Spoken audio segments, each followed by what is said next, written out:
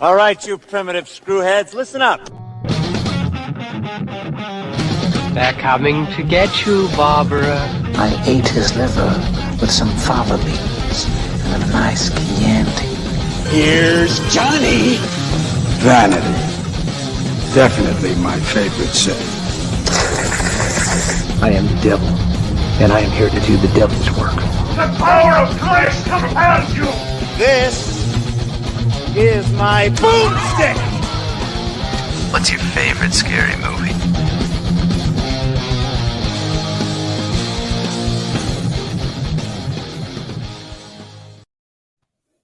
Hello, horror heads, and welcome to Shiver, a horror movie podcast. We are your hosts. I'm Daniel DeBona. And I'm David Ulloa. And we are joined this week by, as I said on our Instagram post, member of the Shiver family, but also actual member of the Ulloa family. We've got Lisa here, Dave's sister. How are you, Lisa? I'm good. Hi. Thanks for having me. Glad to have you back. You were awesome on Final Girls, and we're glad you're here. And we are continuing Summer Movie Fan Fest, where we let the fans pick what we're going to watch and then come on and talk about them. And Lisa, your pick this week was Alien. Yes, we are going to be discussing the movie Alien. Very excited about this one. It took me all week, but I watched all 4 seasons, all 102 episodes, and I am definitely ready to do this.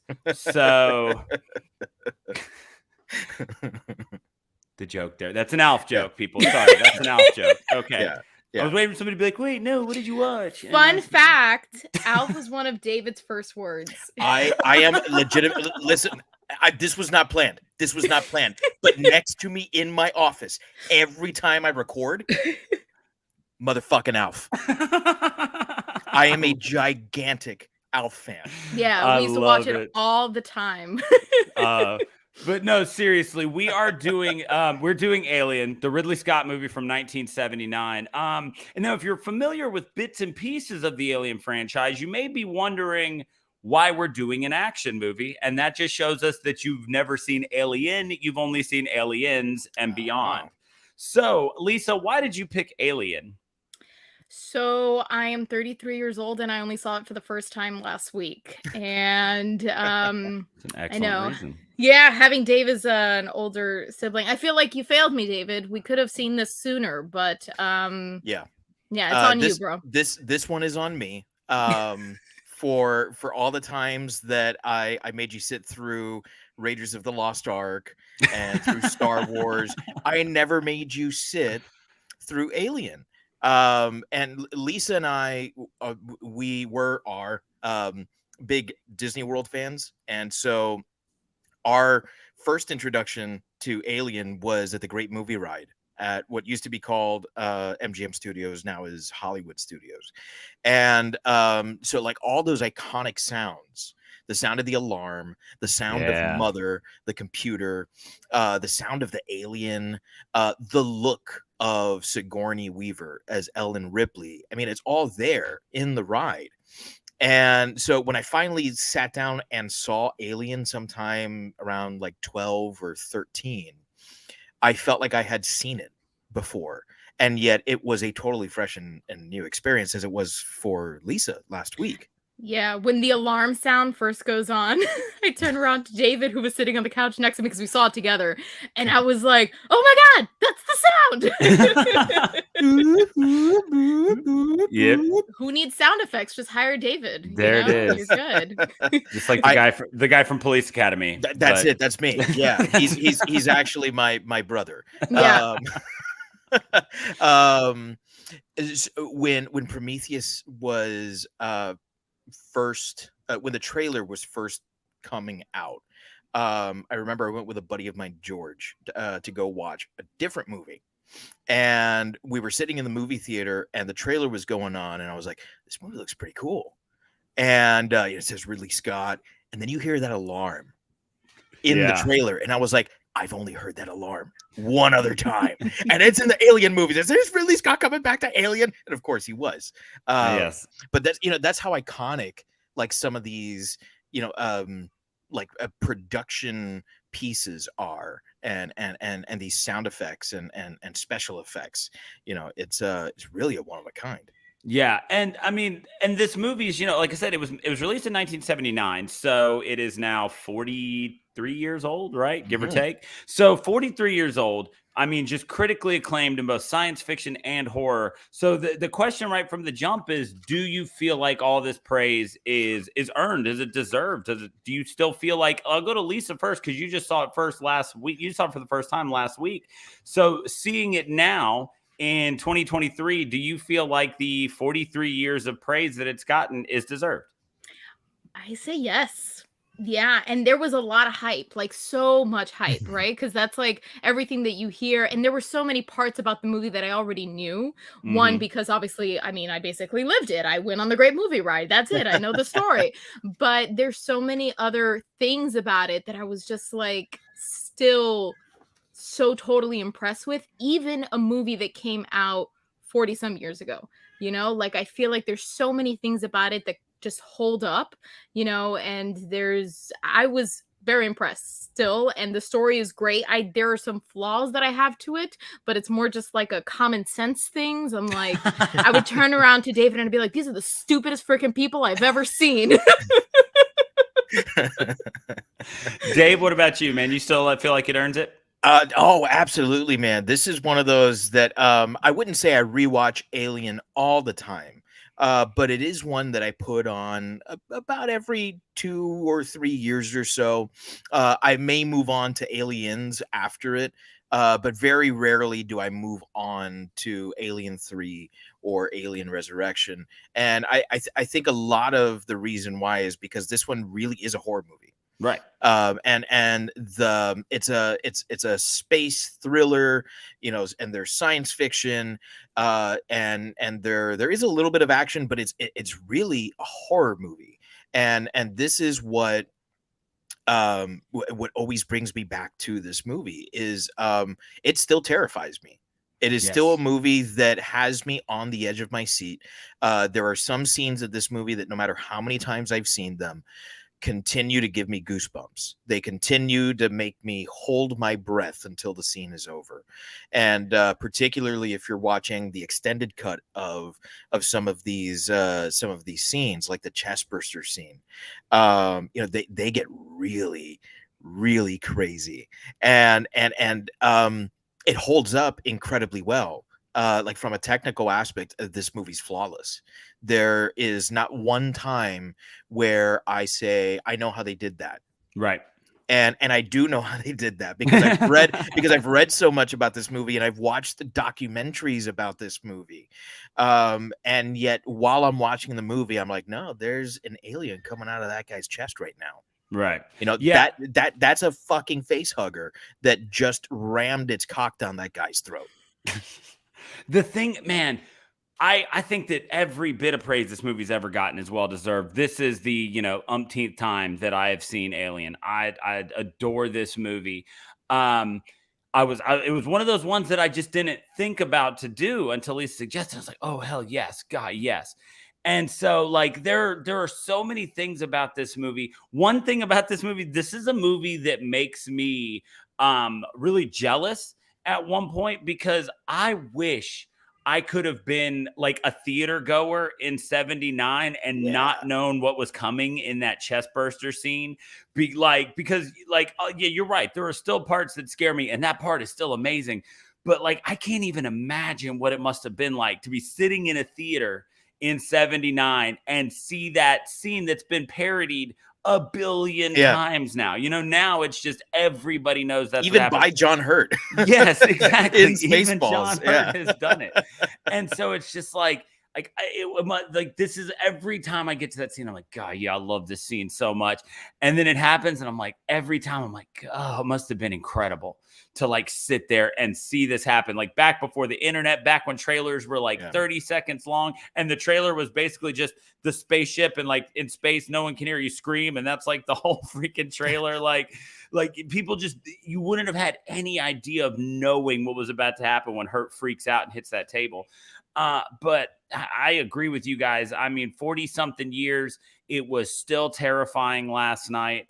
I love so many things that they do in this movie. I love the fact that when you look at this movie from beginning to end, half of it is really slow, but it's not boring. Yeah. It's a really slow movie for the first half, but it's so tense all the time that it's never boring, even when it's slow for that first half. And I think that that's something that a lot of filmmakers try and fail at miserably. And so that was, I had that thought going into it last night. I was like, all right, it's been a long time. And I was like, and I do remember it's been a while. It goes a long time before like there's a lot of action. Like there's a couple little things here and there. And so I was sitting there and I was like, is that going to be ruined by knowing and remembering everything that's going to happen? But it really wasn't. Like they do such a great. Did we lose? Was that okay? I thought it was me because I had I thought it was me internet too. the Great job entire day. through all that. Oh, okay. I Wait, think Devona, that- we totally lost you for a second, and now you're back. Oh yeah. It cut out on mine too. I don't know what my internet's doing, but so as long as I'm back, It's now. doing something. But I just, yeah, exactly. So and I just think that for years to come, like when people go to watch this movie, like I don't think this is one that's ever going to lose its sheen. No, and I think that something that you were mentioning too is the building of the suspense. I mean, obviously I know the highlights, right? Like you know the alien bursting from the chest, like all that good stuff. I know what it would look like and everything like that, but there were certain aspects about the movie that I just didn't know. And but the suspensefulness. There was even one point where I turned around to David, and I don't know if it's the music or it's just like the vast nothingness that's around on the planet or what, but I just turned around and I was like, the suspense is killing me right now. Like I am just like, it's wild. And I was just like, I could literally feel myself like holding in my breath even when nothing was happening, just because I kept thinking something's about to happen, you know? And even when you know that something's going to happen, like the scene in the air ducts in the vents, with Captain Dallas, you know that something's going to happen. It's like shit's gonna get fucked up, right? Because shit is already fucked up, and we know that the alien has gotten bigger and stronger. How smart is it though? Right. And this and you know that's part of, like we were saying, that build up that I think only a master like Ridley Scott can do. You know, because like you said, it is a slow burn. The first 30 minutes of the movie is just exposition. It's just getting you to the point where now we can just let this monster loose, right? So, and that kind of leads us to, I think, our first topic of discussion here. So, this is a monster movie, right? No doubt. But this is a totally different monster than what we've ever seen before. And we'll get to the monster itself later, right? Does the story itself, the plot, does that work? Is it exciting? Is it terrifying? What about this story, like what does it do for you, Daniel? So what's interesting about this, the story to this movie is, for the first half, maybe call it 2/3 of the movie, the story itself is real two-dimensional. Like there's not a ton to it. It's just like, okay, there's this space tug and it ends up in the wrong place, and then they follow a random distress signal. Like it's all just kind of point A to point B stuff. So for the first little bit, you're watching it and you're like, I mean, yeah, this movie's great, but yeah, story-wise, okay, you know, I'm not looking for much. It's a monster movie.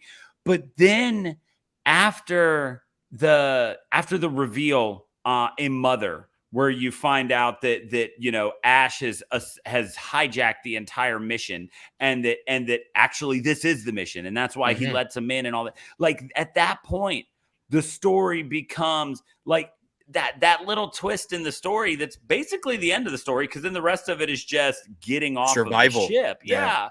But that little bit makes all that kind of, you know, just exposition at the beginning that felt very vanilla. It makes it all that much better because you spend all this time kind of seeing just what they're going through, and they're just as confused as you the whole time. You know, you eventually found out everybody but Ash is. And so the lack of story until the grand reveal at that moment works amazingly well, because they kind of lull you into this idea that it is just a monster movie. And look, we dropped them in the middle of space, and look at what they got attacked by. And, and now what? So you're just waiting for that moment, but just that one little bit right there makes everything that you've gone through in the kind of banality of the exposition in the first half worthwhile. And so that, and you that's something that, and I feel like this is something we're going to end up saying a lot today, but I mean, that's just something that Ridley Scott is just going to pull off perfectly. And I know he didn't write it. I am aware that Ridley Scott did not write it, but the way that all of the events led up to that and how great that moment was makes every bit of the exposition in the beginning worthwhile. So you end up with this really good story that's a lot more than just survive the alien attack. Suddenly it's the government is willing to sacrifice their own people. And, whether it be the Earth government or the American government or, whatever it is at this point in the future is the corporation. The corporation. That's right. It's the corporation, but you see that. You see that idea of people becoming a commodity in order to increase your military power and things like that. So you get this one, which is a fucking fantastic scene top to bottom with with Ash and Ripley. But you get this one little thing where she finally gets the last piece of the puzzle from Mother, and then you're like, oh my God, everything up to this point makes so much sense now. Like, I've been so sold on these being just blue collar people in a shit situation. And now I understand that the reason for them making me understand that they're just blue collar people in a shit situation is to remind me that you're always just a cog in the machine to somebody with money. Right. And so then it's like I said, you understand why you weren't given much of a story for that first half. Lisa? Yeah, I mean, the betrayal from Ash is like wild. I definitely did not see that coming at all. And then I was not watching the TV when that didn't happen. I was watching Lisa, and I was trying to do it subtly so that she wouldn't notice. I always love that moment. Something's coming, so you don't want them to know, so you're trying to just turn your head just enough to get them out of the corner of your eye. Like, what are you gonna do here? Yeah, and the whole thing ends, and I turn around to David, jaw on the floor, and he goes, "Bet you didn't know that part about the movie." And I was like, "Nope, I did not." What's even funnier about that moment is I saw Aliens before I ever saw Alien. And so the first time I went in to see Alien, I was like, all right, I know she's going to get betrayed by an android because, that's why she hates Bishop in Aliens. And so I was like, but then the whole time I'm like, well, where is the fucking android that betrays her? I knew she got betrayed by an android. Ian but I was just Holm plays does he show up later? Well. Oh man, no, he's fantastic. I mean, honestly, I was watching that and I was just like, it totally changed the whole vibe of everything, right? Because then exactly it's all these blue collar guys. You've got oh gosh, who are these two guys? Parker and the other guy that works in the lower deck with him.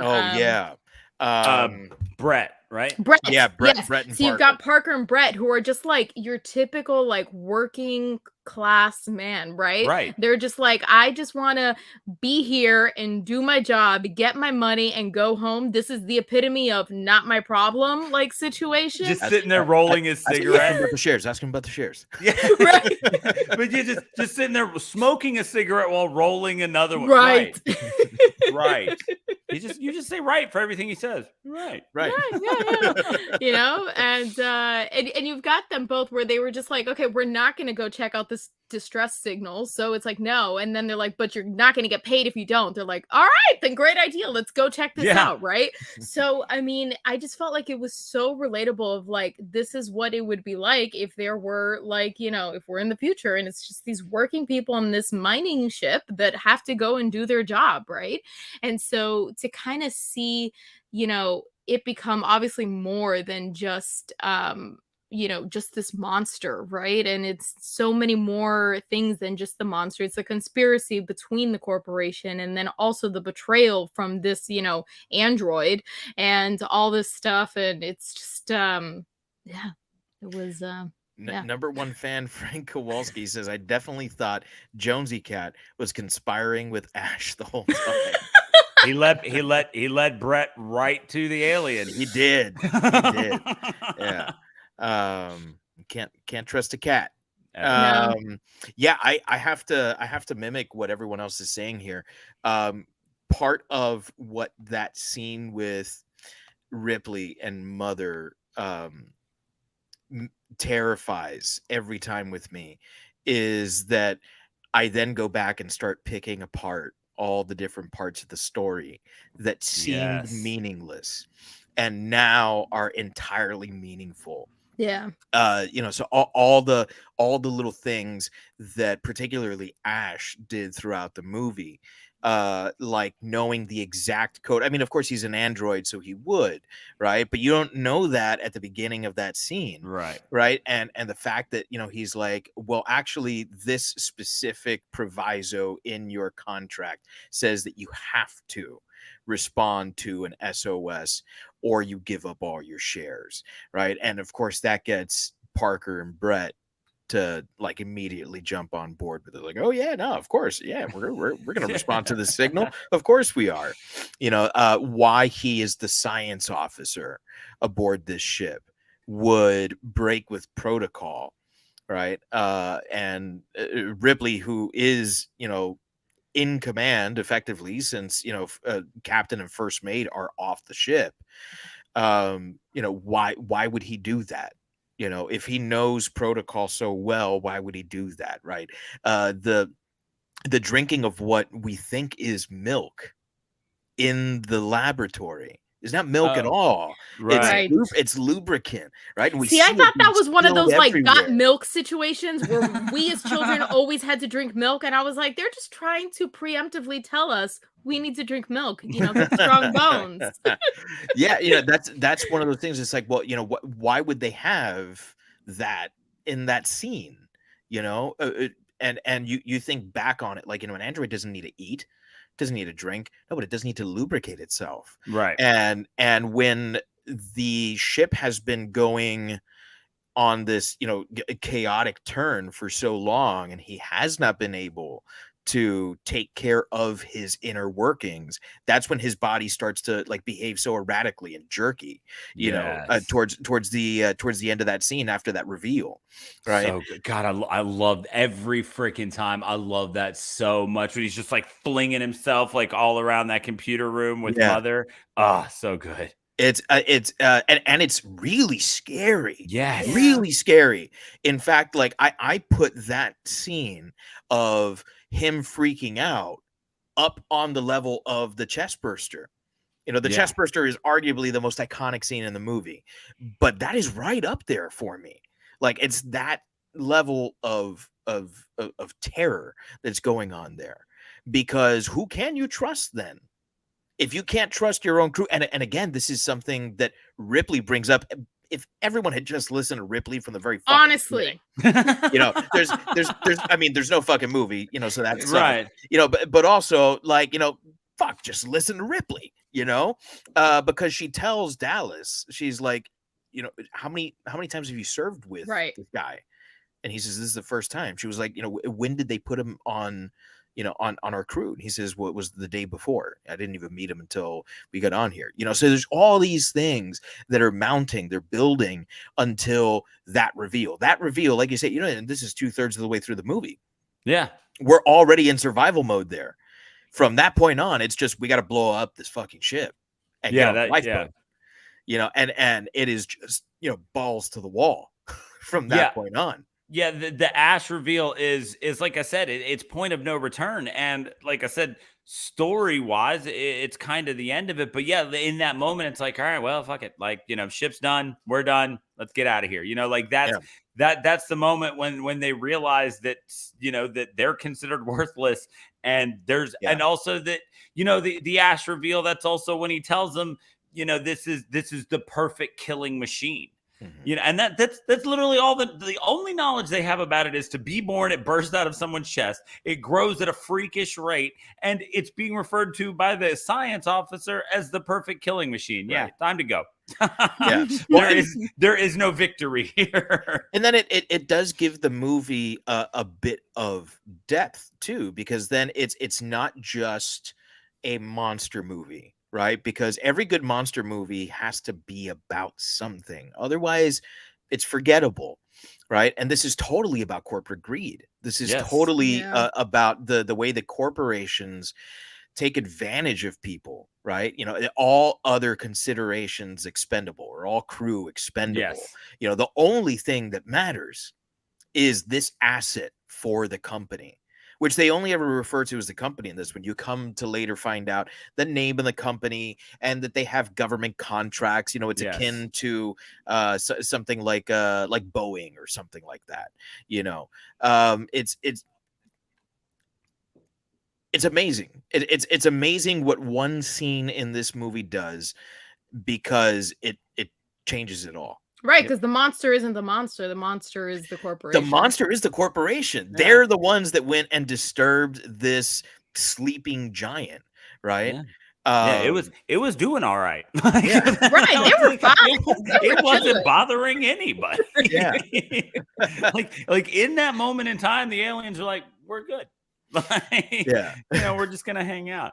So we've talked about how, you know, we eventually reached the point where, you know, they've got to get out. They decided to blow up the ship, and so we've got to take a second to talk about the God, I can never say it right. Nostromo. The Nostromo as a setting. Like we do get a little bit of time on the planet. We get a little bit of time on the shuttle, but most of this movie takes place on the Nostromo. Just it's a space tug. Like it's a wrecker that works with spaceships.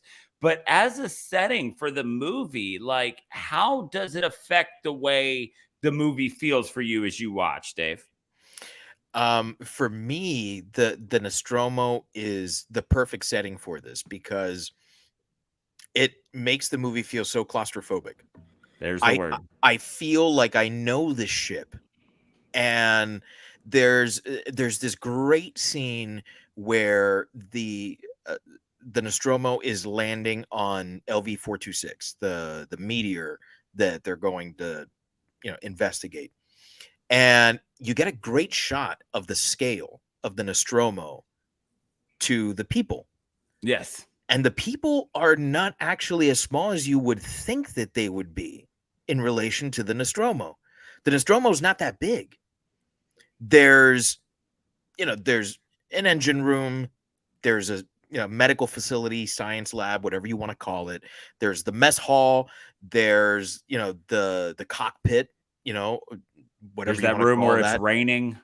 Right. So that's, I don't know why it's raining in that room. They referred to it as like, he said he pulled him up into like a cooler vent. So I was like, okay, it's like condensation, because probably that's where stuff is cooling. That's what I'm chalking that one up to. But yes, there's the rain room. Which I'm sure when not infested by aliens is very refreshing. Probably. Well, I mean, Brett sits there and takes a bath. Yeah, he's good. He's like, oh, yeah. And it's where they keep all of their mining equipment. So, it's and that's it. There's a storage room where it rains, and then that's it. That's fucking crazy. Like, you're it's talking terrifying. You're talking about a house, and like not even a massive house, like not a mansion. Like just a big house. Right. And no yard, because your yard is fucking nothingness. Right. So like that to me is the best use of setting that this movie could have possibly had, because LV-426 is entirely inhospitable. Right. And it's great. The alien spaceship with its massive size, God, right? That throne room. And that room, I always call it the cannon room, because there's that alien sitting in front of the cannon, which they come to address in Prometheus, and it kind of brings the movies full circle, and that's really nice, right? And those walkways, the way that they're built, like that's great, very alien, very foreign, right? And then there's the shuttle. I always call it the lifeboat. But I mean, it's really about the Nostromo, and the Nostromo feels so industrial. Like, it doesn't feel like a place where people would live, and really they don't, because like the only place where they have to sleep is like the chamber, Like the where cryo they chambers. the cryo chambers where they Yeah. wake up. This is not built for comfort. It is not like anything that you see on Star Wars.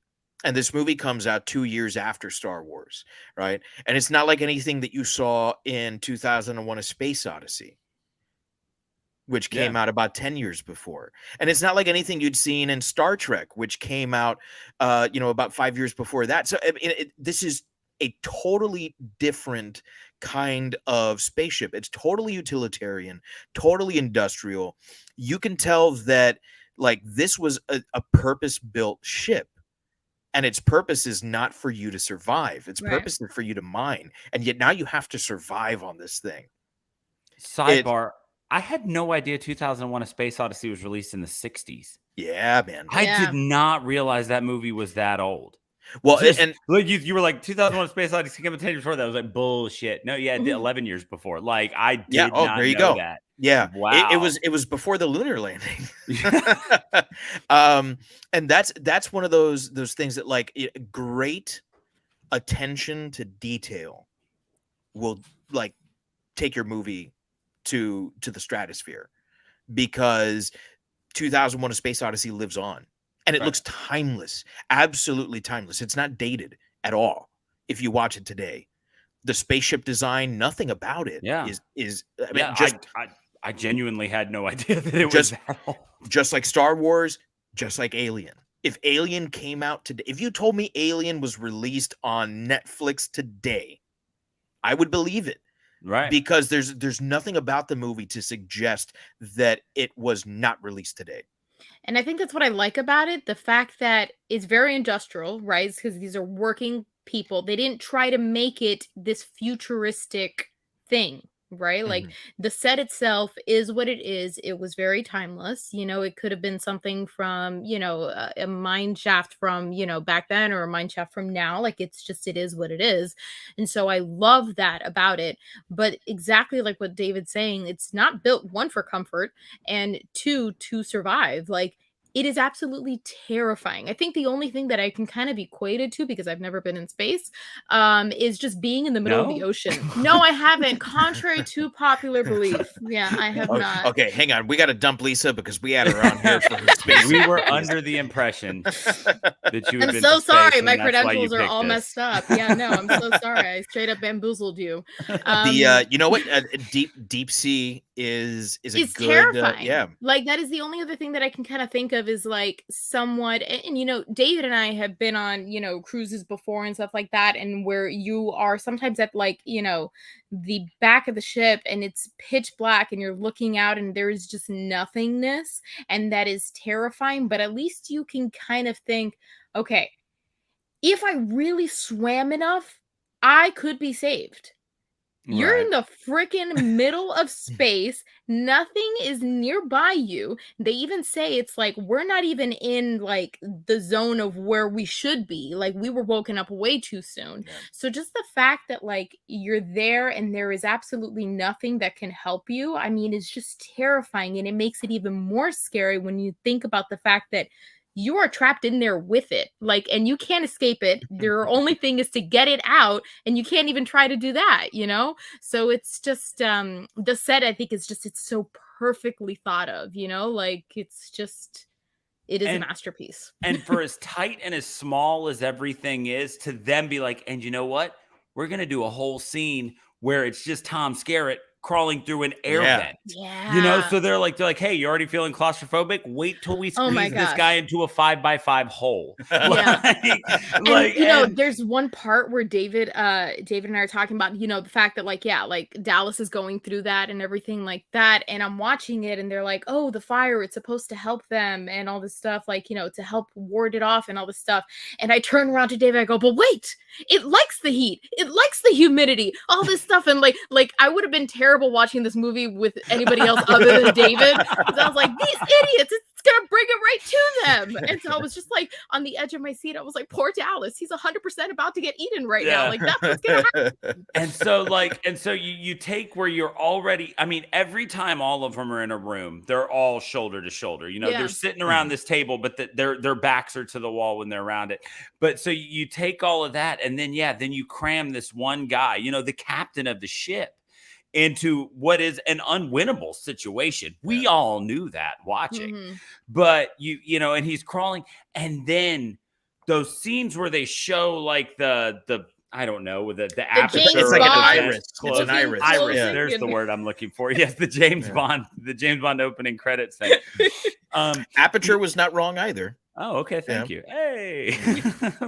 Fancy art word. And so, but they show him closing those things, and every time one of those closes, like it's that anaconda like vice feeling, right? Where it's like you breathe out and then you can't breathe in that much anymore. Like every time one of those closes, it's an exhale, and then you can breathe a little bit less. Those shots, like that's such a genius move to already sell what is claustrophobic as being ridiculously claustrophobic, and then to literally show you, you know, it's like, I mean, that is a visual representation of claustrophobia. It's like, hey, watch all of these sides close in and leave you with only that much space. And so he knew exactly what everybody was going to be feeling in that moment, and then took the time to multiple times show, like, make you feel it even more. And every freaking time those things close up, like I tighten up a little bit more, and I'm like, oh God, it's getting closer. It's getting closer, you know, and then it's sold by Lambert, who's saying, okay, he's going this way, he's going that way, until you find out that it's playing with its food. Yeah. It's like a cat, you know, with a mouse. It's a genius scene. Yeah, and like I also love, and this is something that they toyed with to greater surprise and extent in Aliens, but I always love that the idea that they've got this great motion tracker technology, but it only works on the one plane, regardless of the fact that, you know, we live in 3 dimensions. And so it's like on the surface level, you're like, that's fucking amazing. They can track it wherever it is. And then you're like, oh, people and things exist in 3 dimensions, and that is just giving you this one flat, oh, okay, they're in front of me, maybe. You know, like, and I always like, and in this one, it's like you can only imagine there's like a maze of these air ducts, and they're like, all right, it's coming right for you. And it's like, from where? Yeah, shit, I don't know, man. Like, I see you as a dot. Which way are you facing? I got nothing. I don't even know which dot you are, man. Yeah, exactly. This one's still, are you facing left or right? Wait, like, yeah, exactly. So I love that every time we're presented with a new technology, like in this movie, we're immediately kind of reminded of how useless it is against these things. You know, it's like we see these super high-tech spacesuits, and they're going out, and they're told, it's like, no, nothing can survive out there. That's okay. We've got these spacesuits. And the facehugger's like, yeah, fuck you. Like, just straight through the glass. Like, every time they have... The beautiful thing about that is that it didn't crack the glass. It melted it. Yes. It melted it. And so every time we're presented with some amazing technology, we're just like, yeah, they're still better than that. And I love that. I love that idea of like, no. When we say perfect killing machine, nothing can save you. You run or you die. And so I love all those little elements that they toss in there. But man, just the air shafts, like that's the part that always gets me. Like that is I'm short of breath. Like I'm just barely hanging in there. Like I know what's coming, but it gets me every damn time. And just so great when this movie, the sets and the things like that work amazingly with light and dark. Yeah. I mean, this is a case study in how to light a set and create the atmosphere that you want. Like those scenes when Dallas is in the air vents and he just like fires off the flamethrower and you get this one quick illumination. Yeah. So you're always wondering if maybe you just missed it. Like, was it there and I didn't see it? All those times when there's just the like steam shooting down and stuff like that, just all those things that obscure your vision. But it's not ridiculous to think that that it would be dark when you're in space and everything's tight, or that just some steam would obscure your vision because it's a narrow hallway. All of those things they do that make the movie scarier work as well as they do because you're in such a small space. Yeah, I mean, even so, towards the end, when Sigourney Weaver's character is leaving on the escape pod, and you know the alien is in there with her, right? Like, you just know. And then just the wonderful use of space in between of like making it look like it's the pipes, Yes. Oh my God. I mean, genius. Like, I turned around to David and I was like, I knew it was going to happen, but it was still creepy. Like, it was still like bone chilling to see it like moving out of there. I was just like, holy crap. Like, it was just genius. Absolutely well thought out. Yeah. And even the camera angles in that scene where she's trying to get her spacesuit on because she's going to blow open the door, right? It's he doesn't shoot it, which would be like the logical thing, outside of that like storage closet where you can still see her getting dressed. No, he puts the camera inside of the storage closet, angles it up so that you feel like you're cramped in there with her, right? Like it's a brilliant use of really tight space to make you feel that okay, we had an entire spaceship before, which wasn't much, and now we have a room and a closet. Yes. Yeah, like it's like the only way that those scenes keep getting tighter is if you somehow cram Ellen Ripley into a mailbox. Like that's like all that's left at that point. And it was, man, it's just every time just smaller and smaller. So we've talked about the story, we've talked about the setting. This cast of characters very famously was blind casted. I did not know that until I got the show notes, by the way. Oh, did you? No. Okay, so when Dan O'Bannon wrote the screenplay, he gave no indication as to gender for anyone. And so when Fox got this, they basically gave Ridley Scott carte blanche. Okay. He said, well, I'm going to cast this however I want. And so we have all these characters who fulfill the role that I think that they're supposed to fill, right?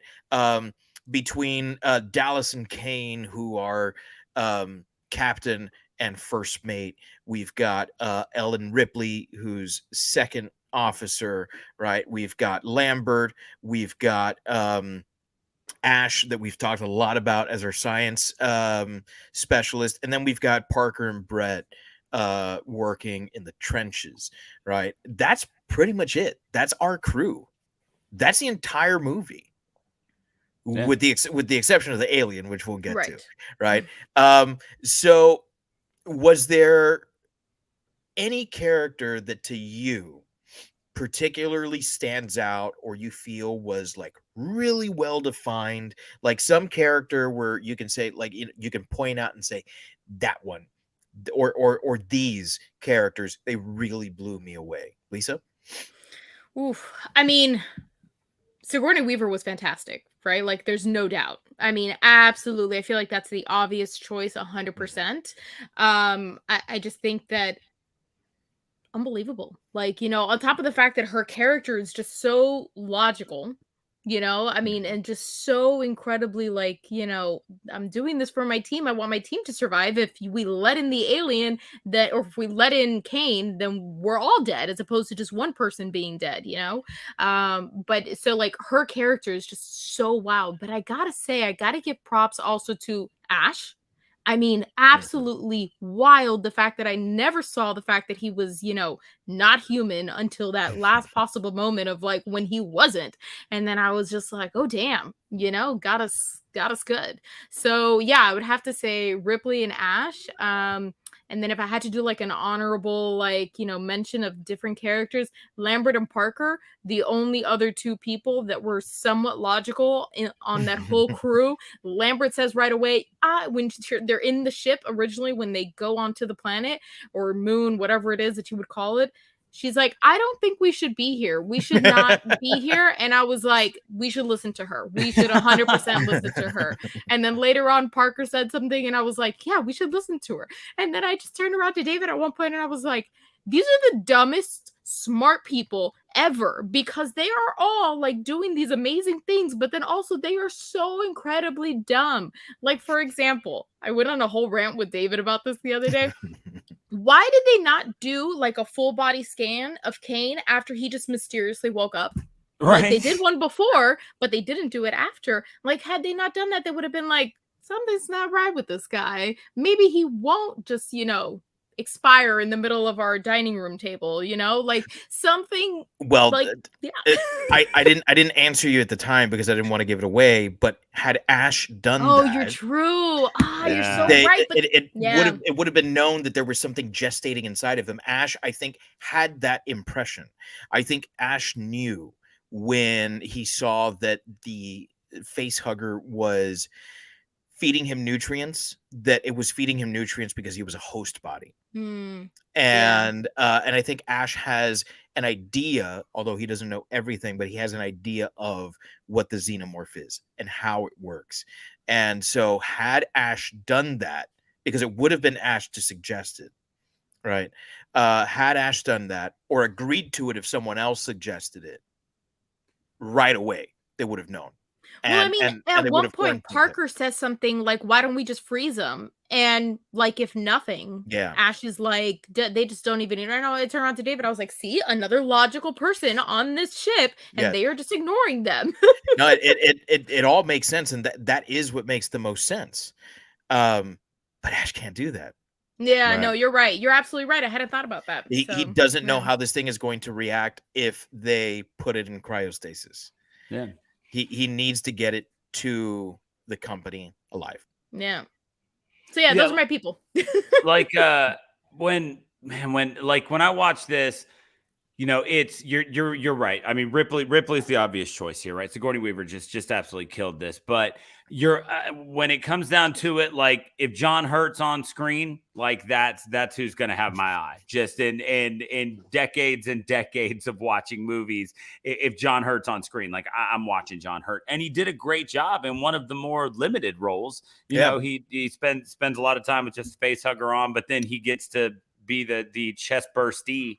And so that's great. But I want to take a second to just acknowledge sexy ass Tom Skerritt with the beard, though. Right? Yes.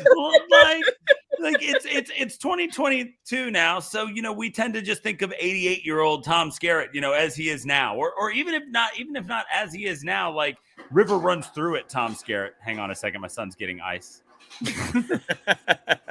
You can tell it's summertime. It's almost 10 o'clock. Exactly. So like we tend to think of, like I said, Tom Skerritt as he is now, or even, like I said, a River Runs Through It Tom Skerritt. But it was like to go back and see like 79 Man's Man Tom Skerritt. I was like, damn, son, like, okay. It's just one of those things you forget about, in the same wavelength, but I forget that Bruce Willis used to have hair sometimes, right? Like you just, you just get used to a certain aspect of someone. And so it's always like to go back and see Tom Skerritt in that role. And I love that he didn't play the role of like ridiculously cocky captain. I love that he played the role of like, I don't know any more than you, and this is the science officer. Why would we not listen to him? And he's a guy who listens to his crew. He's not just all the time do it because I said do it. I do love the way that he plays that role, and I think that having someone like a Tom Skerritt play that role instead of, if you just gone with some big guy or something like that, some like machismo type captain, I don't think that you would have gotten the same depth of character out of Dallas that Tom Skerritt brought. He brought a captain who I didn't hate because he did listen to his people and he did seem to genuinely care. And I mean, first he's the one who volunteers to go crawl through these air ducts. Right. And so he's a guy who's genuinely looking out for his people, who cares. And what Scarrett brought to that role, other than his beard, was just an incredible, like, kind of tenderness to this guy who has, like we said, he doesn't seem to have a lot of life comforts. You know, he sleeps in a cryo chamber. He kind of hangs out with a bunch of guys that don't always get along, you know, like real life type stuff. And he made that role relatable. So that was really cool.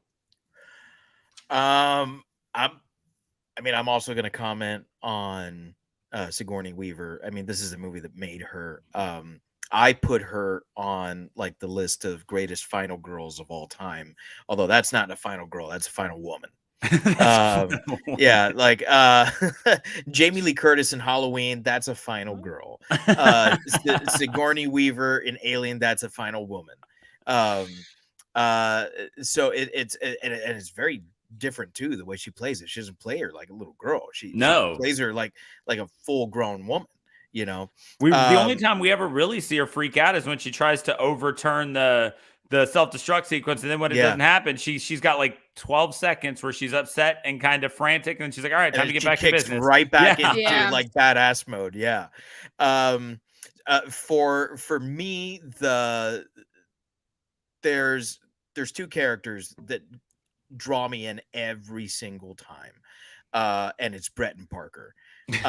Those two, I mean, and Yaphet Kotto is like one of the most accomplished actors of the 70s, and you know, this was, I mean, I don't know if it was something experimental for him, but you know, he was known to be a badass, and he plays a badass in this movie so well.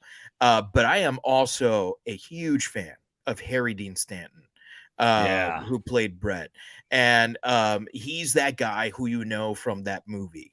Yeah. You know, he did a whole bunch of smaller roles.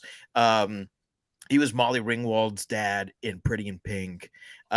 He was in Christine, The Green Mile, a movie I think that's a little bit overrated, Repo Man. He plays a somewhat larger role. And then really he only starred in two movies, one called Paris, Texas, which is a fantastic like fantasy drama. Okay. Really, really great. It's like some guy just wanders in from the desert after like years of missing, and he just comes back and tries to pick up with his life. And like, it's kind of sad, but beautiful at the same time, just like the other movie he starred in, called Lucky, which is about a 90 some odd year old man, which he was, who is like in pretty good condition, except one day he falls and finds out that he's dying. And so mentally he's okay, but physically he's not. And he's an atheist, so he has to come to terms with what that means for him. Now, does he stick to his beliefs and, you know, kind of realize that his life as he knows it is over, or does he come to believe something else? So, you know, it's he's such a great underrated actor. He was in the Twin Peaks movie. Yes, and was and Firewalk with Me, and was great in that too. Yeah, he's that's right, he is in that. I forgot he was in Firewalk with Me. I forget about Firewalk with Me because I think about Twin Peaks often, but I don't think about the film. Yeah. Yeah, those two are really the I mean, and Lambert. I love Lambert because she's so practical, you know. And she's one of the only ones that I think lets her true emotions out. Like, she wears her heart on her sleeve, you know? So like she never whines, she never complains, but you can always tell that she is like worried to death. Yeah. And it's genuine on her.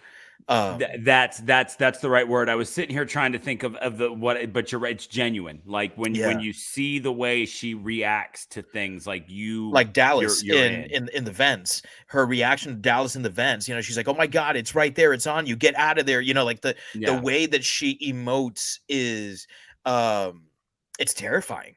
It's terrifying because I feel like I am actually seeing someone go through those emotions. Yeah. Yeah.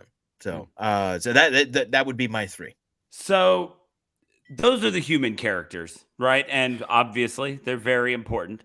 But the movie is called Alien, and there is one massive hulking character that we have yet to discuss, and that is the alien, also known as a xenomorph. Now has a movie monster that, like all good movie monsters do, have transcended just these movies. It is just part of the zeitgeist now. Even if you've never seen Alien or Aliens or anything from the franchise, you know about this big dome head monster with the other mouth that comes out of its mouth. Like, these are things that you just know now. But this was the cinematic birth of the Xenomorph.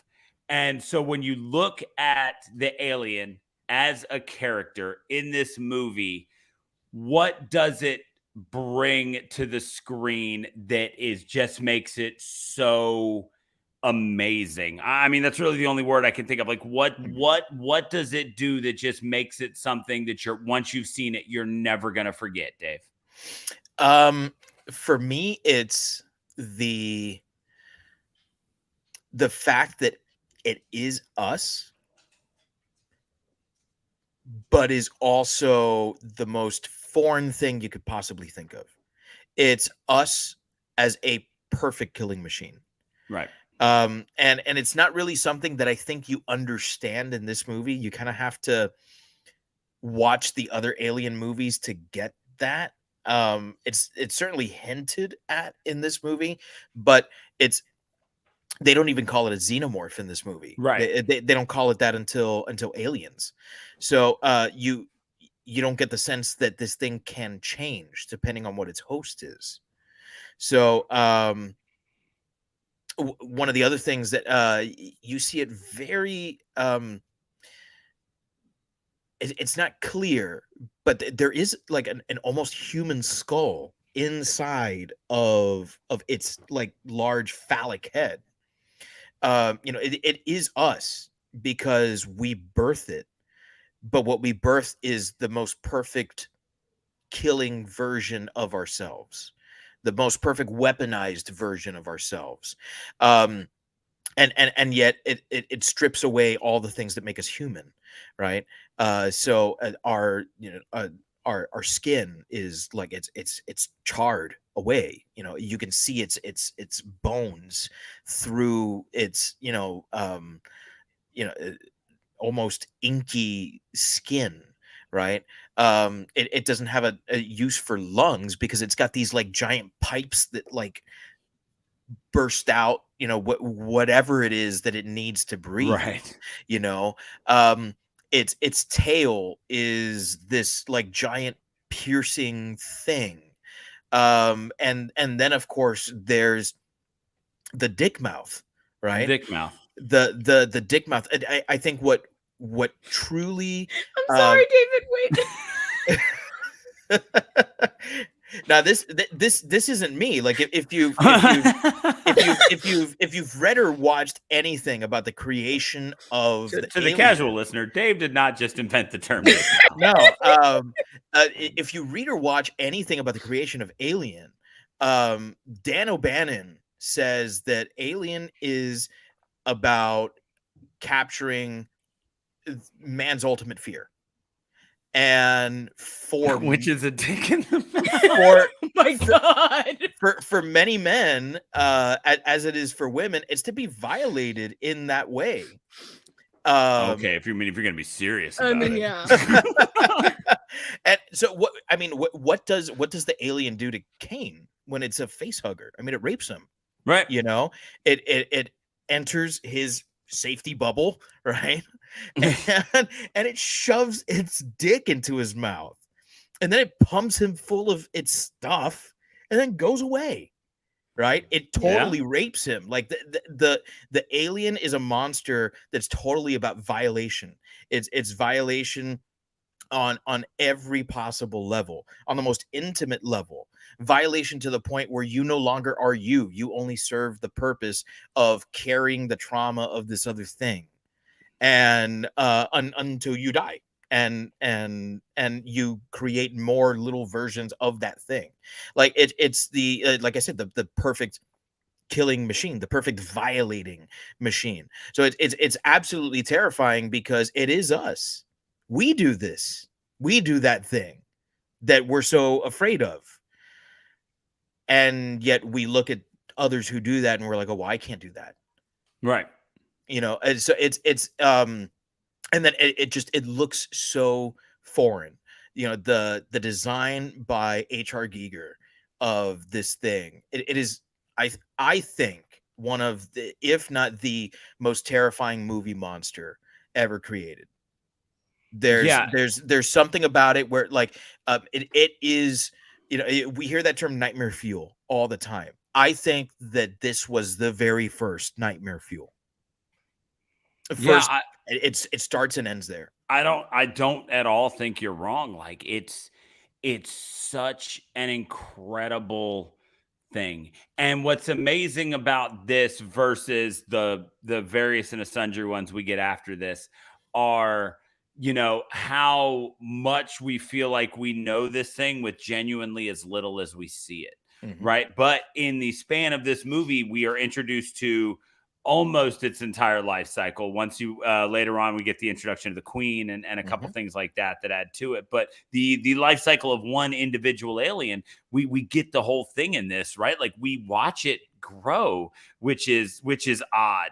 You know, when we're introduced to it, it's not even a thing yet. It's, you know, it's a face hugger. The face hugger is not the alien, right? Or it is kind of, you know, it's that whole thing. But you know, so we when we're introduced to it, it's that moment when it bursts out of Hurt's chest, and it's just kind of like looking around for a second before it takes off. Yeah, there's this really weird moment where you get this like childlike wonder, like feeling from this really, in that moment, almost so ugly that it's cute if you can just pretend it and it just burst out of your buddy's chest, right? I said that to David too, because I laughed because it looked like it was looking around like mom, trying to imprint nobody on here somebody. is my mom. Goodbye. And so you get that moment where it comes out, and there's just that split second where you're like, huh, maybe this thing's not bad. Like you forget, yes, that it just burst out of someone's chest. But and then it takes off. Oh, okay, that's right. This is going to be awful, and it's going to murder everyone. Yeah. Okay. We shouldn't have let that get away. We should have stopped that in his chest. We were all my bad. I could have grabbed it. Did not. That one's on me, guys. I mean, but it's the only phrase that you can ever go back to that makes sense when you're talking about the xenomorph is that one from the movie. The one that you keep saying is perfect killing machine.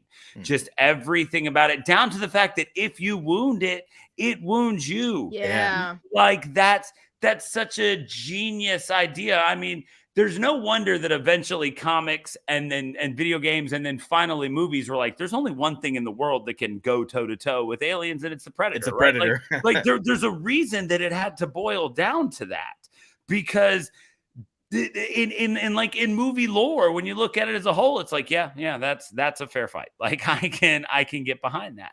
And so you see everything about it, and every bit of it is deadly, down to its blood, which it just is such a genius move. I just love that so much. Like hurting it hurts you. Like how much more perfect can you get? Definitely. Yeah. I mean, I think that there's so many different aspects to it that you could kind of go into with what makes this alien terrifying, right? The fact that like it's unkillable, and that also it will kill you if you try, and all these things, that literally the only option is to just throw it into space, you know, like that is literally your only option, right? Like that's all that you can do. But I think the psychological like warfare that it tries to play on these people is Yes. terrifying, like absolutely wild. Like, I mean, we mentioned it before when Dallas is in the ducks and it's just playing with its food, like that's crazy, you know? And just like the cornering off of people, right? Like, is it trying to lure, you know, Ripley into a trap of when Ripley tries to go into the escape, you know, thing, right? That's Like, yeah, and that's such like in that moment, it very easily could have followed her. oh yeah, But again, you get that idea of like it knows that Ripley doesn't pose a threat to it. So like might as well have some fun, right? Like I don't know, at this point what it's a teenager, right? So yeah, it's like I was like I'll fuck Well, with that's one of the things that there's there's a scene that was cut that helps kind of explain why the xenomorph would choose to kind of like chill instead of immediately go after Ripley. And it's because it had spent the last couple of hours building a nest. Ripley stumbles upon a nest where the xenomorph has plastered all of the victims that we think have died up onto, you know, the nest, and they're incubating Yeah. other xenomorphs. And so you come to realize like, oh shit, this thing is like hard at work. Like it's not murdering these people, like it is literally ensuring the survival of its species. it's trying to build a family, David. It's so cute. But building a family is hard work. It And really is. yeah, and so it's like I see a warm spot over here among the you know, the pipes. So I'm gonna just chill, right? And that's why it doesn't try to kill her. And Right. it's like, you're one person. Well, what are you gonna do to me? Yeah, exactly. I'll get to you. That, or like, yeah, it's a snack for later, you know, it's a little midnight snack. I'll save you for later. And that's the thing. I think it's just absolutely terrifying how incredibly like intelligent it is, right? Like it's not just its physical capabilities, it's how incredibly smart and like twisted it can be. So that scary stuff. Yeah, and that the idea of the intelligence behind them is something that we get glimpses of in this one, but I definitely think that as other people took the reins of this movie, you know, most famously James Cameron in the second one, that is an aspect that I think that they always continue to go deeper about is the fact that they are the perfect killing machine, but they're not mindless killing machines. Like the idea of them being very, very smart is something that they do build on more and more as the franchise continues. Yeah, there's strategy there. Yeah. So speaking of the fact that other people took the reins, we are looking right here at Alien. So when we're looking, just there's a lot of names that go into create this movie. We've got Dan O'Bannon, who was the writer of this. We've got the production designers. I've always said H.R. Geiger. He pronounces it as Giger. I never knew that. Okay. Yeah, So I thought Geiger as well because I think of like a Geiger counter. yeah, you know? yeah, me too. That's what I but he says Giger. Okay, so H.R. Giger, who designed the Xenomorph, and then of course Ridley Scott. I mean, the guy who was trusted to bring this all home, and every one of them does their job so damn well. Just all of those parts of the movie. But when you're looking at kind of the technical aspects of this, if there's any of them that we haven't touched on, what is a technical aspect of this that stands out for you, Lisa? I think I kind of talked about it briefly at the beginning, but the score is incredible. Like it tells you, I mean, and they're obviously the score is just supposed to tell you what you're supposed to feel at that moment, right? Like that's the point of it, right? But I think this was Jerry Goldsmith. Oh, I don't know. You could lie to me and I'd believe you. So hang on, I'm gonna music by Jerry Goldsmith. There we Nailed go. it. I was gonna say I was gonna fact check myself. Yeah, I just think that it's perfect. The sense of like how the music is, where it almost feels futuristic-y, sci-fi, and like that kind of way where it's like not of this time, but also just perfectly scored to build the suspense where it needs to be. And I mean, we talked about it. The first half of the movie is basically all just like not slow, right? But it's building. It's just building of things.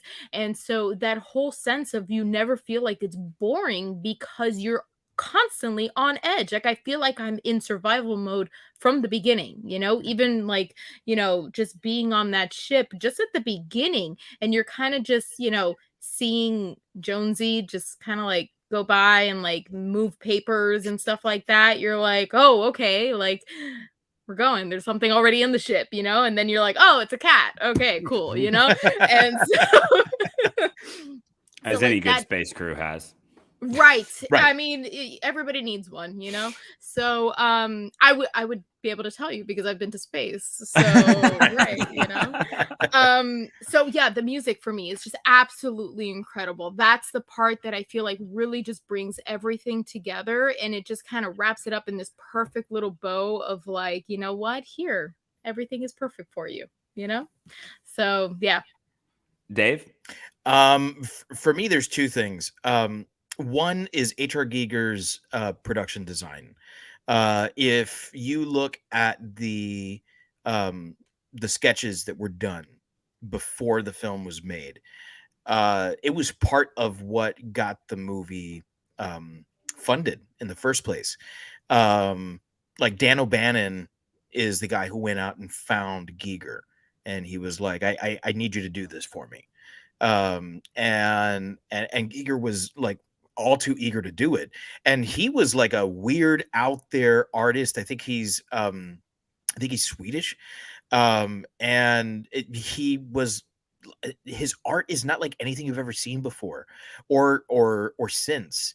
Like it's all twisted and dark. It's bizarre. It's bizarre, yeah. And it's not quite steampunk, but it's got it's biomech. Biomech, biomech is what it's referred to as. Yeah, there you. I was gonna say, like, it's got mechanical parts to it, like there's hoses and pistons and stuff like that, and you see all of that represented both on the ship and in the Xenomorph itself. With like those giant pipes that come out of the back and stuff like that. Like it's all very, very foreign and very industrial at the same time. I don't think this movie works without that design aspect to it. He single-handedly gave an entire film franchise its look. Yeah. In the same way that Ralph McQuarrie did for Star Wars. Without the look of his spaceships and his stormtroopers and Darth Vader and all these designs, like Star Wars doesn't look like Star Wars. It would look like every other sci-fi thing that came before it. And so like his contribution to Alien, but to sci-fi in general, giving it a grimier, more a toned down look, like not so futuristic, more like here's what it would be like if we actually went to space. Right. I think that even shows like Firefly owe something to this, where the ships are very stripped down, very bare bones. These are things that need to be affordable by people, So that's first. Second is Ridley Scott. He is, I think, an actor's director, and like he's not a director like Scorsese, where like Scorsese is like a camera director. Like this guy will do the most amazing shots. He'll plan out and choreograph these amazing shots that go on for 2 minutes, and right, the going into the Copacabana Goodfellas. and Goodfellas. Yeah, man. I mean it's one of the most iconic shots in film history. That's not Ridley Scott. Ridley Scott doesn't do stuff like that. Ridley Scott is kind of like the Nostromo itself, much more utilitarian. He's much more concerned with capturing the moment in its purest sense, and that's part of what makes Ridley Scott so amazing. He can film a movie like Gladiator, and you're like, oh man, that was amazing, and he really didn't do much with the camera. He just made sure that you picked up every single little thing that was happening there, right? And yet he can also do something like Thelma and Louise, and you're like, oh my God, that was so awesome, because he's picking up all the little I always forget that he did Thelma and Louise. Like when you said that, I was like, oh my God, yeah, that's right. But it's like, it's not like your go-to. People are like, what are your favorite Ridley Scott movies? You're like Alien, Gladiator, and Thelma and Louise. Yeah. Okay. But that makes sense. This is what I'm saying, though. You know what ties all his movies together is the performance that the actors give. Like, this is a director that knows how to get performances out of his actors. And this is something that he did with each and every single one of his actors in this movie. And it's because he has a hand in casting. He never just hires a casting director and says like, okay, go, find these people. He's always there. He's present. And he wants to make sure that there's a connection, not just with him and the actor who's cast, but between the actors themselves. Like, there is a chemistry between these actors, and that is apparent from the very first scene where they're sitting around that table and talking. It feels like a family, a dysfunctional one, but It feels like a family. The performances he's able to get out of these characters. I mentioned Veronica Cartwright as Lambert. Some of what he did in this movie specifically to get the performances he wanted out of these actors is going the extra step as a director. He very famously, when they were filming the chestburster scene, started the scene where John Hurt slams himself down on the table and he's flopping around. And then just before the xenomorph bursts out, he calls cut and he tells everyone to go to lunch. And so the special effects crew comes in and works on John Hurt while the actors are away. And then when they all come back from lunch, like an hour later, there's John Hurt in the same place they left him, but he's all rigged up. And so the actors don't know what's going to happen. So what he captures is a genuine reaction from these actors. He knows that that's what he needs in that moment. That look of horror that you see on Veronica Cartwright's face, that is a genuine look of horror. And on the extended cut of the movie, it's even better. It's awesome. Yeah. He really, I think, it's him and Giger, and then, Bannon's script. Right. And dude, and that's exactly where I'm going. Look, Dan O'Bannon is a guy that we have in the movies that we've done so far have not had an opportunity to talk about. I know you did Return of the Living Dead before I was on the show. It's such a great one. But we're going to redux it at some point. Yes, we are. But Dan O'Bannon is such a touchstone in sci-fi and horror. Like this is the guy, if you're listening and we're talking, I'm sure Ridley Scott, but if the name Dan O'Bannon, just the name doesn't mean much to you. This is the guy who was in on the original Dune. He made this. He made Return of the Living Dead. He made part 2 of the shorts, I think, in Heavy Metal. Yes, he did. He made the zombie short on the plane. Yeah, Soft Landing. Soft Landing. Landing. Yes, that was Dan O'Bannon. Yeah, that's the one I knew was Dan O'Bannon. When I was reading about him earlier, I was like, oh, he did another one of them. But yeah, he did Soft Landing. He did Total Recall. The guy, he gets sci-fi in this aspect. Like throwing the horror in there. And he's working with John Carpenter on Dark Star. Oh, it's kind of what gave him his start. God, yeah. Like Dark Star is one of it's one of those quintessential cult classics that the people you meet who have seen Dark Star are like, fuck yeah, someone else has seen Dark Star, right? like that's how someone reacts if you mention Dark Star and they've seen it, because it's incredible. But it's kind of like campy Alien. Yeah, it really is. So he worked with John Carpenter on that. He's worked with Toby Hooper. This is a guy who's just done it all. So many names that we've talked about. And what he brought to this was a script that was exactly what the set was, and it was utilitarian.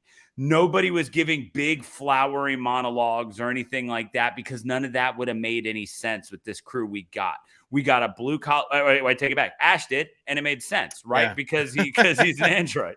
And so everybody's parts were so perfectly written that then when these actors brought them to life, it was so good. And like I said, just Dan O'Bannon is a guy that just was always is going to deserve a ton of credit because he's just done so much amazing stuff going all the way back to the 60s or the 70s is when Dark Star came out. It was in the 70s. And so it's just like when I remembered, but he's also the name that's easier to forget, right? Like when you're just thinking about, it's like, oh yeah, it's the H.R. Giger monsters and the Ridley Scott movie. He wasn't often in the director's chair, so he was a name that was often just buried in the rest of the credits. Yeah. And so it's just, I mean, the guy, you just can't say enough about him and the way that this was just so beautifully written.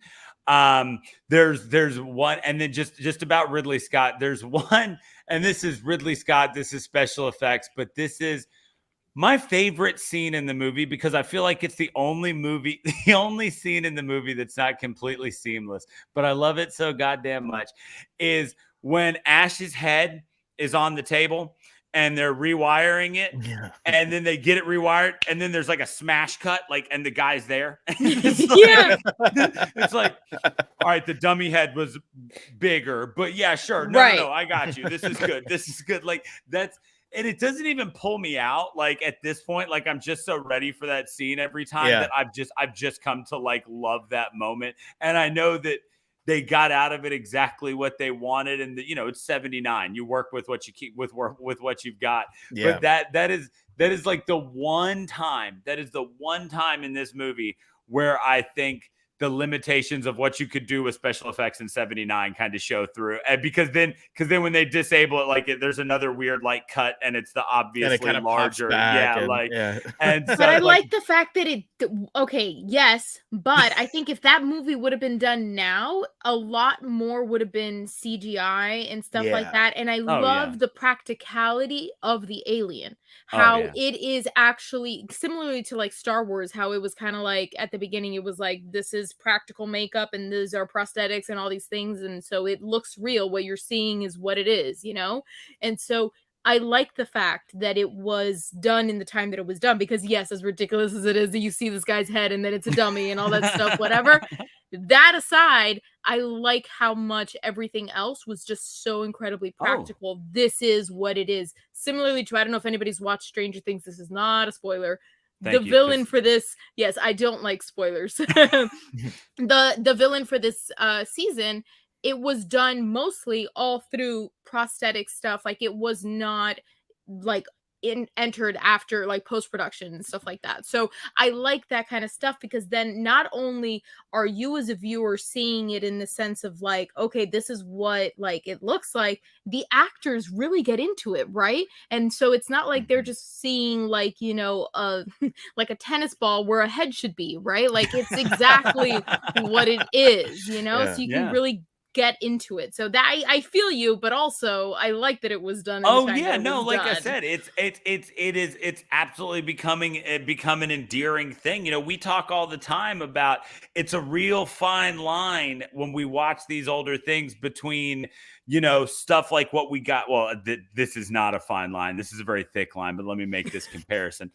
It's when you watch this older stuff, you're always willing to kind of look through those rose-tinted glasses of doing what you can at the time, but you barely have to do that with this. Whereas, when we watched Puppet Master last week, it's oh boy, this was dated when it came out. Yeah. But it would have been dated had it come out 10 years before. And so it's funny how that sits with people, right? There are certain things that you go back and watch and you love them for how practical, or at times this scene, the cheese happens. And then there are times when you go back and you're like, this is dumb. And why did I ever like this? And speaking of liking it or not liking it, all we've got left is to rate this movie. So Lisa, as our guest in our summer fan fest, what have you chosen as the rating system? Space Cats. I love it. Excellent. Yeah. So It's how many perfect. space cats? Yeah. So And honestly, I feel like you can never have enough space cats. So I don't think you can have enough space cats either. the limit does not exist. No. So. Thank you, Caddy. So out of 5 possible space cats, how many space cats do you give this? I'm gonna give it 5 space cats. There you go. Yeah, it was a solid film for not just what it was, but for now, you know, it lives up to the hype. The cast is phenomenal. I mean, even at the time of when, you know, you look at it now and you're like, I was watching it and I was like, is that a young John Hurt? What? Yeah. And I see you, Ollivander. Yeah. So, you know, the cast is solid. Like, I mean, and just the script is solid. Everything about it. Like, you know, if I really had to sit here and think, like, what was one thing that I didn't like about it? I don't think that there was one thing that I didn't like about it. You know, I mean, except for the fact that, of course, Sigourney Weaver, the voice of reason, was ignored every single time. But, you know. But where would this podcast be without that trope? That's true. True. Yeah. There was one point where I turned around to David and I was like, it's fitting that the last person is a woman that nobody listened to in this entire film. Well, the last 3 people were the 2 women and the 1 black guy. Right. I was like, and they who were the only 3... people who actually like had suggestions yes. that made sense that no one listened to. I turned around to David and I was like, this says a lot. So yeah, I'm gonna give it a 5 space cats. So yeah, that's what I got. Daniel? So I have gone on record this show and Geekmore before saying that I like Aliens more than Alien. Mm-hmm. That being said, I will also, in the very same breath, without batting an eye, tell you that this is a far superior movie. This movie is flawless. This movie is perfect from every aspect, from the tight crew to the, I don't know, the combination of costume and puppeteering I'm guessing that it takes to work the Xenomorph. The like we said at the very top, the story that seems so benign and just like it doesn't matter. It's just another monster movie, survival flick. And then you get these great turns that make it so much deeper. Just the give, you know, introducing the world to Sigourney Weaver and everything that she's gone on to do. There's no faults to be found in this movie. Like I said, that one tiny thing about the dummy head and the real head, I fucking love that scene anyway. So like I can't find a single fault in this movie. And I am actually going to give this the Candyman treatment. I'm going to gold star this, and I'm going 6 space cats. Like there's 6 out of 5 space cats. There's nothing to be missed here. This is 100% of the notes.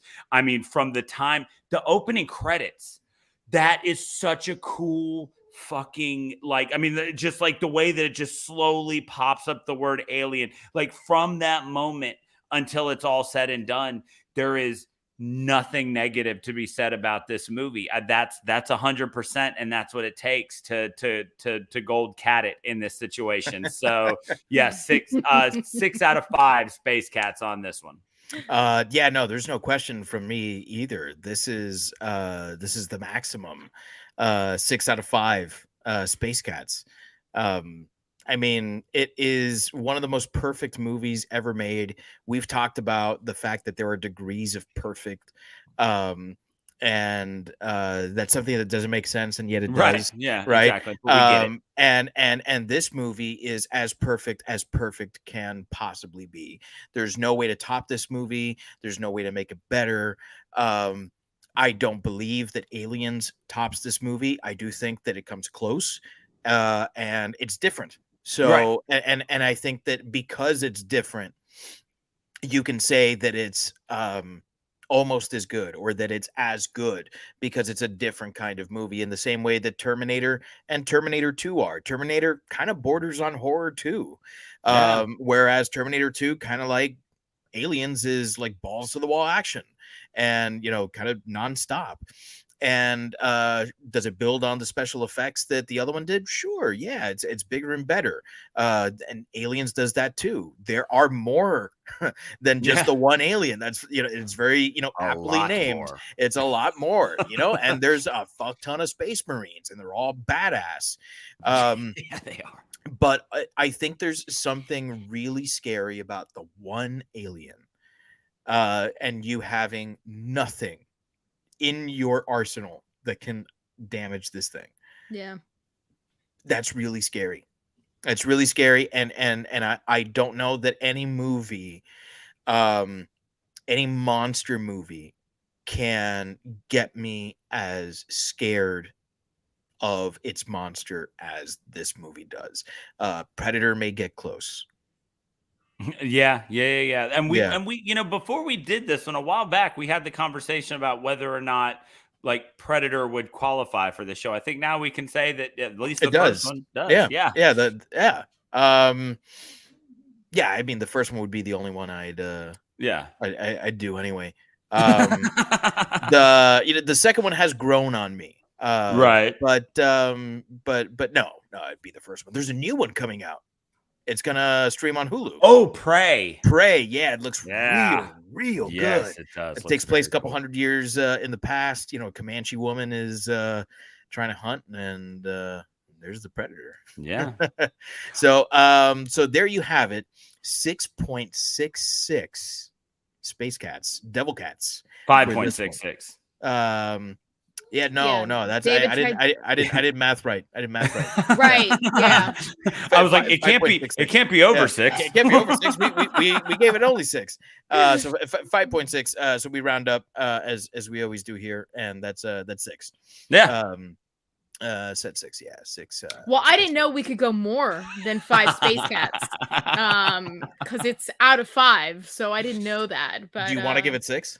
I think I would, honestly. Oh, okay, I think so it's that solid is 6. 666. Well, there we go. That's Devil Space Cats. Devil Space All right. Cats. Oh my god, that sounds like a phenomenal band name. Yeah, the that's Devil Space Cats. At least a great album name. Oh boy. Well, it should be the name of the band, the name of the album, and the name of the title single song. Right. Yeah. Like the song Bad Company on the album Bad Company from the band Bad Company. If it's not broke, don't fix it, man. Like Yeah. Fuck. I love Bad Company. I got nothing against them, man. Yeah, I saw Paul Rogers once, and it was real good. I saw Paul Rogers front Queen once. It was weird. Yeah, that is weird. That is weird. I remember when he was doing that. I'd rather see them with Adam Lambert, but I haven't had a chance to see that. So there you have it. We have a perfect 6 out of 5, which is a fraction that doesn't make sense, but that's how we do things here on Shiver, a horror movie podcast. And if you enjoyed what you heard, please check out some of the other Geek Bro Network podcasts, shows like Mount Geekmore, like What's Up, Bro, Better Let Me Tell You. I was going to say Zeros on Heroes, but no. I think that's been around for a little while. For a long time. I don't know why I would have thought that. A Dose of Ellie, Comedy Fitness, Kick Flicks, Crimacopia, Seasons, a TV podcast, all to be found at geekbro.net. And you can find our stuff there. And where else, Daniel? You can find us on all the social media at ShiverPod. We're on Instagram, Facebook, and Twitter. Instagram is probably our most popular of those interactions. We've had a lot of people do some great interactions. I try to release what we're going to be watching, some funny memes, occasionally put up a poll or something like that. So make sure you definitely check us out on Instagram. That's where we're the most active. Of course, if you head to shiverpod.com, that will direct you to our part of Geek Bro. But one other thing we definitely want to ask you is if you enjoy the show, if you could do us 2 favors. 1, share an episode on some form of social media. That would help us out a lot. But 2, anywhere that you can get your podcast now, you can rate, drop a review, anything like that you can do is going to move us up that algorithm, and we would love that. Lisa, thank you so much for joining us tonight. You were awesome again, and we Thanks for appreciate it. having me. Do you have anything you need to promote or talk No. about to our listeners? No. Happy to be included. Okay. Excellent. So definitely make sure you check us out on all that stuff. The new shiverpod.com is hopefully coming by the end of the summer. Summer school is wrapping up here soon, so I'm gonna have a lot more time on my hands. And the heat index today was like 104 degrees, so sitting inside on a computer seems like a far better idea than cutting grass. So, on behalf of all of us here on Shiver, fright you very much.